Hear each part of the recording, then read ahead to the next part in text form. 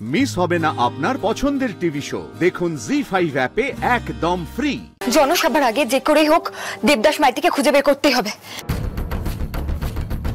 দেখো, এই ইনভেস্টিগেট করতে গিয়ে একটা জিনিস আমি খুব ভালো করে বুঝে গেছি। দেবদাস মাইতির খবর একমাত্র রুদ্ররূপ বাবুই জানে।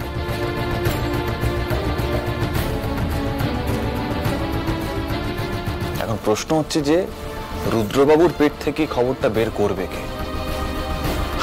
যদি এমন কেউ থাকতো যাকে রুদ্রবাবু চোখ বন্ধ করে বিশ্বাস করতে পারে, সে হয়তো এই কাজটা করে দিতে পারত।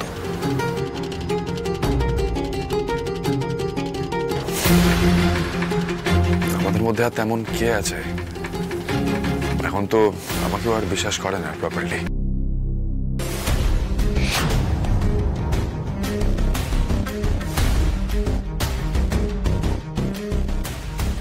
বাইরে কি কেউ দাঁড়িয়ে আছে? দেখি তোকে, কাউকে কিছু বললে হবে না।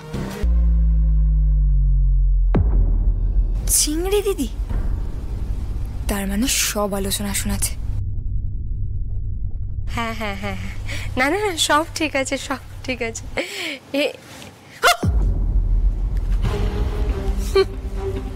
কি ব্যাপার, কি ফুলকি দাস, তুমি আবার আমার ঘাড়ের ওপর এসে নিঃশ্বাস নিচ্ছ কেন? আমি তো ভয় পেয়ে গেছিলাম। কি চাই তোমার? আসলে আমি জানতে চেষ্টা করছিলাম তুমি আড়ি পেতে আমাদের কথাবার্তাগুলো শুনছো কিনা। মানে তোমার তো স্বভাব আছে, ইংরেজি যতই বলো স্বভাব আর পাল্টায় না। বেশি না বকো না, বেশি বাড়াবাড়ি করছো না। দিস ইজ নট অ্যাকসেপ্টেবল, এটা মাথায় রেখো। কি বলে আমি আড়ি পাচ্ছিলাম? এটা আমার স্বভাবই নয়। তুমি যখন এত ভয় পাচ্ছ, তখন নিশ্চয়ই তোমরা আমার এগেইনস্টে বা রুদ্রদার এগেইনস্টে কিছু একটা বলছিলে।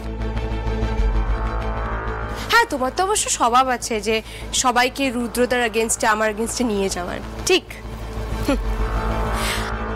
আচ্ছা, তোমার কি মনে হয় একই পরিবারে থেকে সব করা যায়? একই পরিবারে থেকে যে প্রেজেন্ট নেই তার বিষয়ে কথা বলা যায়? আমার তো মনে হয় না বাবা। আমার মনে হয় কি আমি জেঠুমনিকে এই কথাটা জানাবো, কারণ তুমি জেঠুমনির সামনে একদিন আমাকে রং অ্যাকিউজেশন দিয়ে আমার পজিশনটা কেড়ে নিয়েছিলে। এই সেম জিনিসটা তুমি রুদ্রদার সাথেও করার চেষ্টা করছো। এটা কিন্তু আমি মেনে নেব না ফুলকি। মনে রাখবে ফুলকি দাস, পাশা পাল্টাতে না সময় লাগে না। Remember that.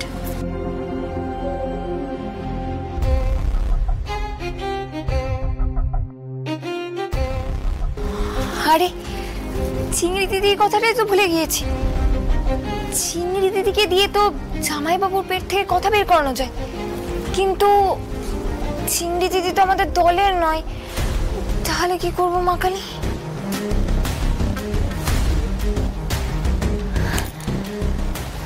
চিংড়ি দিদিকে বোকা বানাতে হবে। এই তো ফুলকি দাস, তোর মাথা থেকে আস্তে আস্তে বুদ্ধি বেরোচ্ছে। মনে হচ্ছে এইবার তমাল দাদাকে ময়দানে নামাতে হবে। জয় মা কালী। জি5 ডাউনলোড করুন আর সব এপিসোড দেখুন একদম ফ্রি।